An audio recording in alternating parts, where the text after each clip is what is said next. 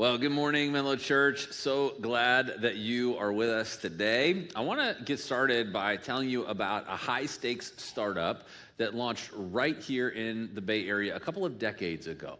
It started like most things did back then. The co-founders had a garage and a dream. They had zero revenue, but infinite optimism. They looked at the market they were considering with confidence that they felt like they could disrupt it. So they started with the seed round. It was very expensive. The burn rate in those early days was incredible. And they poured capital into infrastructure, housing, food services. They weren't sleeping and working 100-hour weeks just to keep the operation going.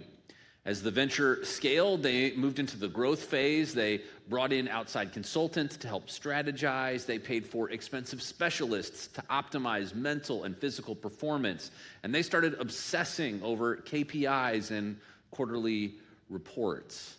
Now, of course, there were pivots and down rounds. There were crisis meetings with the two co-founders sitting across the table from one another, wondering how long they could make it.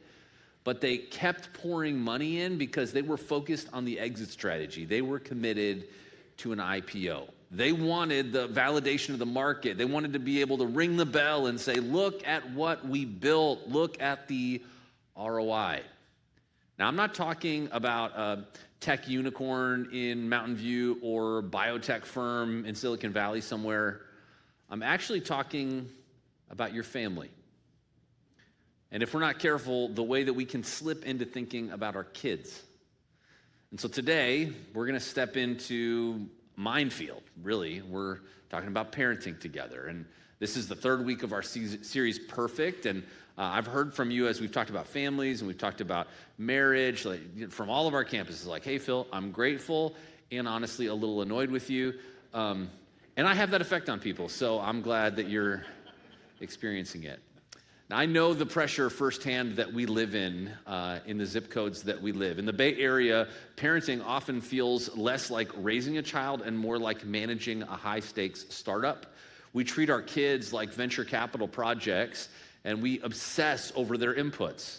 Are they in the right school? Are they on the right soccer team? Did we find the right tutor? Do they have the right vitamin regimen? Is their diet perfect? Did they make the coding camp that they can't miss? And why do we do that? Because we are terrified of the output. We are terrified that if we miss a step or they miss a step, then the IPO of their life won't make it. Now, what's funny is that this tendency, while we give modern language to it, is nothing new. As a matter of fact, when God's prophet Samuel was looking for the next typical king for Israel, this is what we read, he was told, "But the Lord said to Samuel, do not look on his appearance or on the height of his stature, because I have rejected him. For the Lord sees not as man sees. Man looks on the outward appearance, but the Lord looks on the heart." Now, that's a great reminder, honestly, for all of us in this conversation, whether you're a parent or not. The question is, how is your heart today? The thing that God is actually most concerned about, the thing from which every decision you make in your life flows. Now, you may not have kids, but this message will likely trigger some things for you because you are someone's kid, because maybe you're thinking about having kids someday, because you're in the lives of kids or students, or maybe. And so wherever you enter this conversation, however you're thinking about it right now, with personal pain related to it, regret, hope, optimism, excitement, before we move forward, let's pray together. God, thank you that you love our kids and the kids in our lives more than we ever could. And whatever we're walking into this conversation with, would you meet us there and give us a snapshot of what it looks like to walk with you in the days ahead for the people you've placed around us. In Jesus' name, amen. Now, without realizing it, we as parents can sometimes spend an uneven amount of time focusing on the outward appearances of our kids. We think about their GPA, their jersey number, the acceptance letter. But if you build a child who looks great on the outside, great on paper, but has a hollow heart, you will regret it. And actually, so will they. If we're honest, there is a darker side for why we are so often to obsess about our kids' performance. It's not just about their future, it's about our validation. We treat our kids like they're lifetime achievement awards in Silicon Valley. If they're polite, if they're smart, if they get into that school, I feel good about me. But if they're messy, if they're rebellious, or God forbid, average, I feel shame about me. The title of this message is Perfect Parents, and I have good news and bad news for you. There are no perfect parents, and I'm not one of those either. I also want to speak to those of you who flinched at the beginning of this series, and you've been kind of flinching ever since, because when you think about family, you don't think about a Hallmark card. You think about something in between, like, I don't know, Warzone and the Twilight Zone. That's your experience of family, and I know that feeling. I didn't grow up in a home that had any kind of perfect to it. My home experienced abuse every single day, the kind of home that breaks people. I watched one of my brothers run away and stay away for 15 years. That included incarceration. I watched another brother leave the moment that he could and never look back. I watched a sister who had to be institutionalized multiple times as a teenager just to survive the trauma. I remember CPS conversations and investigations of our home, myself as a child. I know what it is to look at your family tree and be like, is that on fire? So wherever you are, here's the hope that I would give you. Here's the miracle in my life. By the grace of God, and only the grace of God, today I stand here with 4 incredible kids, 16 years old, 13 years old, 11, and 6. And because of the community that God gave me and the wisdom that he has placed around me, I am parenting them in ways I didn't even know were possible. Not perfect, but a different pattern. I'm hugging them in ways I was never hugged. I'm speaking life into them with a vocabulary I never heard. So I'm speaking to you today from that vantage point. And if that's you, there's still hope. I know the pain of a childhood that feels hopeless, and I know the pressure of parenthood where the stakes feel like they couldn't get any higher. So whether you're trying to heal from your past or you're trying to secure someone else's future, the answer is the same. It's not about being perfect. It's about trusting that the presence and goodness of God can break the cycle, can give you a different future. Your legacy is not defined by where you came from or even where you are headed to or even where you're trying to get them to head to. It's defined by who you will choose to walk with each day along the way. Now, before we get back into the scriptures, I want to spend just a minute talking about the water we're all swimming in. The question, right, why are we so anxious? Why do we push our kids to the breaking point? I think part of the reason that we do that is kind of the silent contract in American parenting that has existed for about 80 years. It is the engine of the American dream. The goal has always been simple, right? Like, I want my kids to be better off than me. If I had a high school diploma, my kids will get a college degree. If I rented, my kids will own. If I drove a Ford, they'll drive a Rivian. It used to be Tesla, but some stuff happened. For generations, that was a deep cut. I just want you to know that doesn't work outside of here. For generations, that metric about the American dream, it's universal. We're asking the question, did I lift their standard of living? But here's the hard truth that nobody wants to say out loud, especially in the Bay Area. The escalator to that vision of the American dream is broken. Economically, especially in the Bay Area, it is statistically unlikely that your children will have a higher standard of living than you do.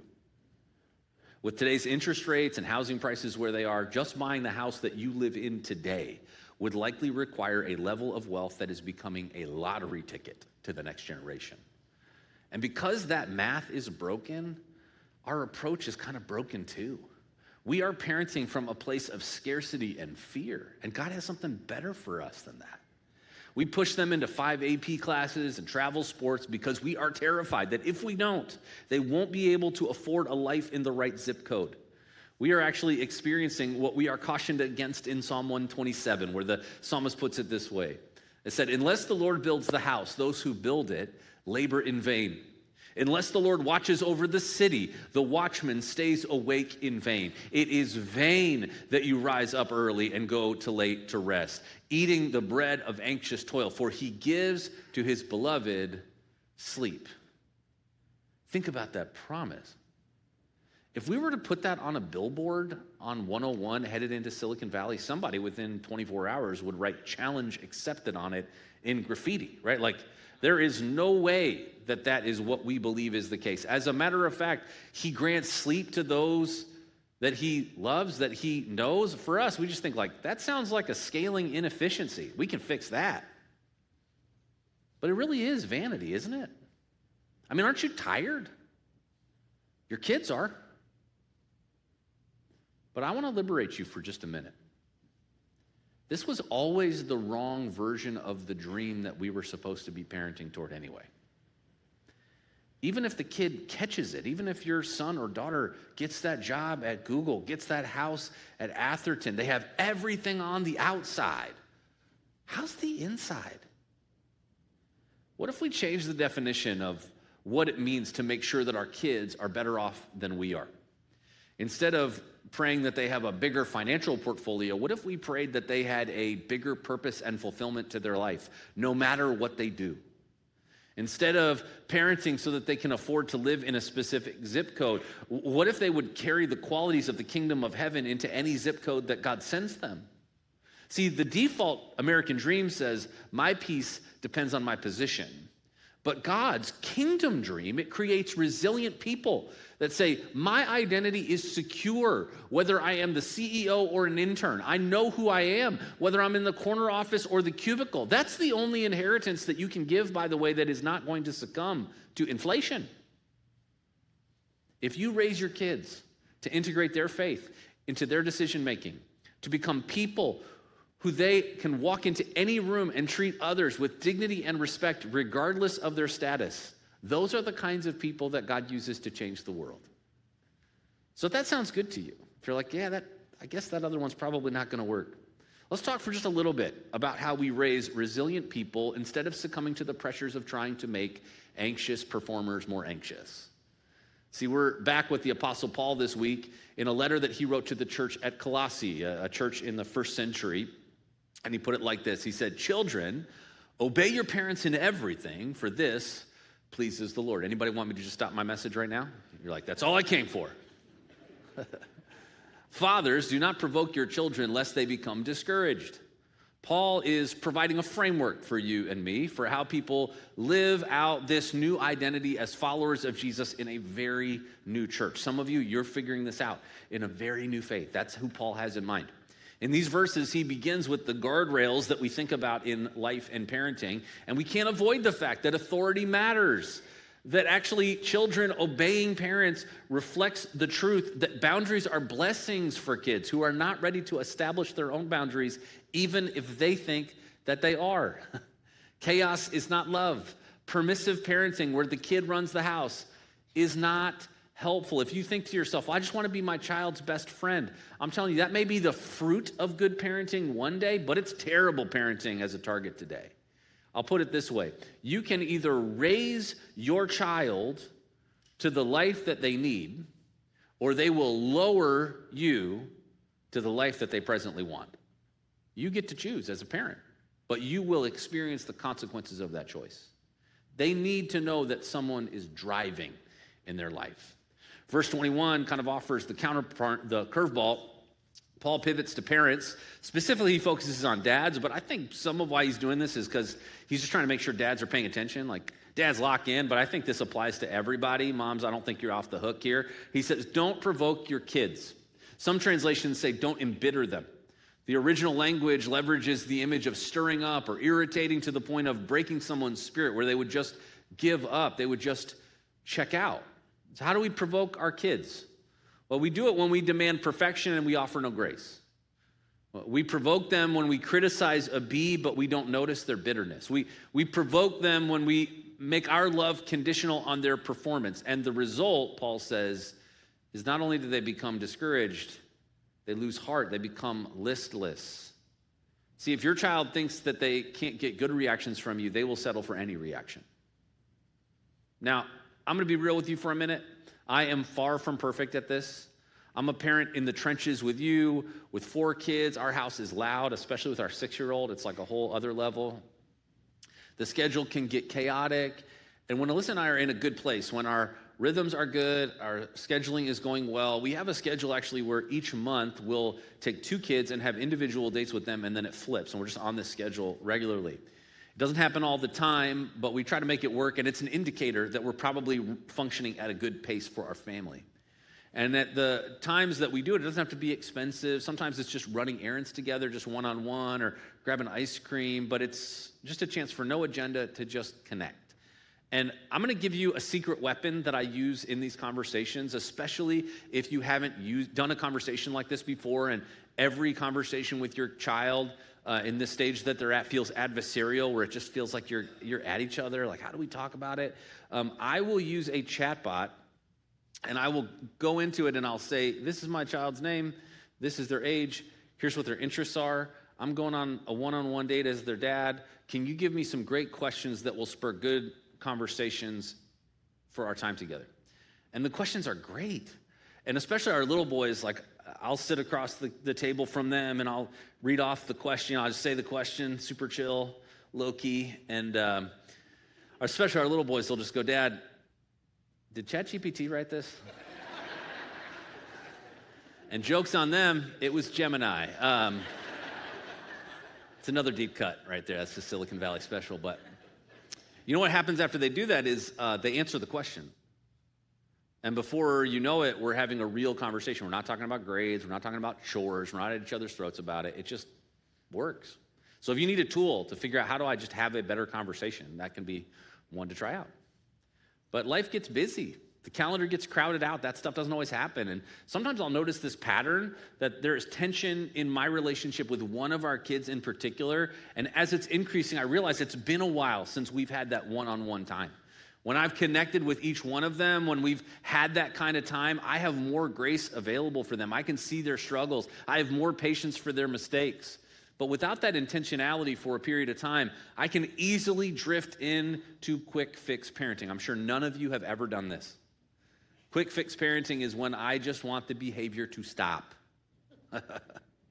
I just want them to, for the love of God, literally be quiet, right? I stop caring about their development and I start feeling entitled to my comfort and convenience. I stop asking what's going on in their heart and I start demanding that they just stop inconveniencing me.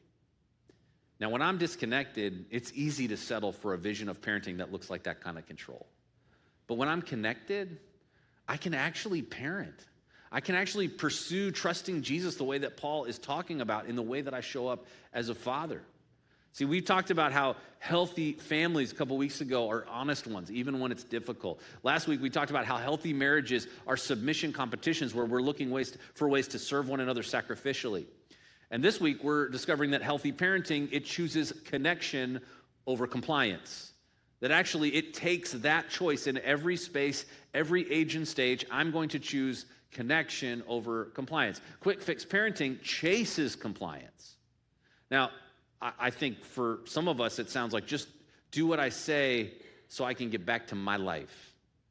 Kingdom parenting, it chases connection. It says, I'm going to slow down. I'm going to do this in an unhurried and inconvenient way for me so that we can have a deeper connection together. Compliance, it might change momentary behavior, but connection can create healthy patterns that last a lifetime. So if that's your goal, we need to make these 3 strategic shifts in our parenting. Moms and dads need to make them. Grandparents need to make them. Caregivers need to make them. Aunts and uncles need to make them. The first one is that we need to choose connection over correction, what we've been talking about. Some of you are a parent who you don't realize it, but your job title in the mind of your child is Chief Corrections Officer. They're in jail. It just looks like your house. The specifics might change based on what you care about most, but it's what we can all default to. We get tired, we get overwhelmed, and don't get me wrong, correction is necessary, but you can't influence a heart that you don't have access to. And rules without relationship will always lead to rebellion. It's just a matter of time. If 90% of your communication is correction, your child doesn't feel loved, they feel managed. Now, I know that if your relationship with your father was messy, It can be really difficult to process and model this. Maybe for you, like for the way you think about how you can show up as a mother or a father with that paradigm from the Bible, it gives you something tricky. But God the Father gives us this amazing snapshot at the baptism of God the Son, Jesus, that I want to make sure we don't skip over. God the Father speaks to God the Son from heaven and says, "This is my Son whom I love, with whom I am well pleased." Now, that's a great statement, but do you know when God the Father said this to Jesus? It was before his ministry began, before the miracles started, before the teaching started, before the cross, before the resurrection. God the Father validated God the Son based on relationship, not performance. He loved him because of who he was. Many of us, we wait until the report card comes back to say, "I'm proud of you." My dad would wait until I graduated from college to tell me that he was proud of me for the first time. God leads with it. It's the first thing, and it should be for us too. Here's a challenge for you this week if you're a parent. For every correction you offer to your child or student, make 3 connections. If you're a critical person or maybe somebody that's got some more ground to make up, maybe make that like 6 connections for everyone, right? That's eye contact, that's affirmation, that's unhurried time, that's seeing the stuff that they're doing great, not just great. The second shift that we need to make is formation over fixing. See, we tend to think of our kids kind of like broken code that we just need to fix. If I can just tweak this behavior, if I can just debug that attitude, then they'll run perfectly and I can just detach. But your child is not a program. They're a tree. And you don't fix trees. You water them. You give them sunlight. You protect them from pests. And most importantly, you treat them differently as they grow. One of the biggest ways that I think we provoke our kids from that language of Paul is that we parent our kids in the wrong time zone. Here's what I mean by that. We try to control our 17-year-old like they're a toddler. Or we try to negotiate with our toddler like we're a consultant. Psychologists, they tell us that there are distinct stages and development paths for every child at every age. To form your child effectively, you have to change your job title as a parent at every stage. And so for years, I've used some handles, some language to try to help with these stages. It's not perfect, but hopefully it will help you get the sense of it. From birth to 2, you parent as a caretaker. The goal in this stage is survival and security, probably for you and the baby, right? They need to know that you are there and you're not going anywhere, that you'll change the diaper, that you will hold them, that you're just going to build a bond that by God's grace will last a lifetime. Ages 3 to kindergarten, you parent as a captain. This is the boundary phase. They need to know who drives the bus. They are asking, either out loud, oftentimes out loud, or underneath the hood, "Am I in charge?" And the answer that you have to give needs to be a gentle but firm no. Chaos is scary for a 4-year-old. Be the kind and clear captain of the team.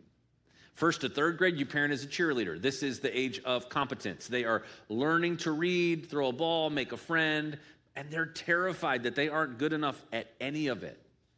They don't need a critic, they need a cheerleader. They need someone that can put courage into them, that they're going to be able to grow. 4th and 5th grade, you parent as a coach. Now they have some skills. Now you can push form, right? A coach at this stage might say, "I love you, now run that lap again. I love you." That tone of voice is not okay. You are preparing them for the game of life where you will not get to be on the field with them for every play. Middle school, your parenting changes. You become a counselor. This is the crisis phase of parenting. Everything feels like the end of the world, and your job changes. You talk less. You listen more. Good counselors don't work to solve the problem. They ask good questions so that the patient can own the solution. Questions like, "What do you think you should do?" And then in high school, you parent as a consultant. This is the release phase. You don't make the decision anymore. You offer input, but it's like, "Here's my advice, but you're the one driving. And if you crash, I'll help you out of the wreckage, but I'm not going to take the wheel." Because you want to help them get a vision for their future and begin to head down that path. And then in college and young adult years, you become a champion. The heavy lifting is done. you are working to preserve the relationship for life. Let me make this clear. In this stage, you give no unasked for advice. You write that one down. You become their biggest fan. And you're like, yeah, but they're just like making some really stupid choices. I know. They're your kid. And here's what you have to do. You have to mine for the good things. And it might be tricky, and the list might be smaller than you want it to be. It might just be like, man, that's a great breakfast decision you made today. Terrific job. Look for it. Find things to celebrate. Now, I can feel the tension in a room when I talk about this stuff, because some of you are looking at a list like that, and for the first time it's being broken down that way, and you're like, oh no, I missed it. I tried to consult my 5-year-old, and now they're anxious. I'm trying to captain my 20-year-old, and now they won't talk to me. And here is the heavy truth. You can't go back. You simply missed that stage. And there's a grief in that. There's a letting that part go. But here's the good news of the gospel. Here's the good news of the grace of God, even in parenting, that even if you weren't with them, God was. See, God's with them even when you feel like you weren't, even when you feel like you've fallen short. And it's not too late to show up in whatever phase they're in now. Formation, it means parenting the child that you have today, not the one that you wish you would have parented differently last time. Finally, the third shift is apology over authority. This is the hardest one. See, in the performance model, the parent is always right, and to apologize shows weakness. But in the kingdom model, the parent is a fellow sinner in need of grace. I wonder, why are we so afraid to apologize? I think it's because we think kindness looks like weakness, and Paul tells us in Romans 2:4 that God's kindness is what leads you to repentance. See, if you want your child to grow, really mature, you don't need to be louder, you need to be humbler. I never heard my parents apologize to me once as a child, not one time. But the most powerful thing I can do as a parent, the most powerful thing you can do as a parent, isn't to say, because I said so. That's easy. That's quick fix parenting. It's to say, I was wrong. I lost my temper. I put too much pressure on you. I'm sorry. And will you forgive me? See, when we do that, we aren't losing authority. We're gaining influence. And you're showing them that everyone needs the grace of God in their lives, including you. Now, I want to close with one final image from family systems theory, this kind of concept of some of this that we've been using over the course of this series. And it's the image of a seesaw. See, in any relationship, functioning is reciprocal. It works like a seesaw. If one person overfunctions and does too much, the other person inevitably underfunctions and does too little. And here is the law of family physics. If you work harder on your child's life than they do, you are faking their current competence and stealing their future capacity. Every time you rescue them from a forgotten lunch, every time you email that teacher to fix a grade, it's unsustainable. Every time you manage their schedule so they don't feel the pain of their mistake, you're jumping on the high side of the seesaw. And what happens when you do that? They have no choice but to sink to the bottom of helplessness. You are doing it because you love them, but you're also doing it because you're anxious and you want to solve for that.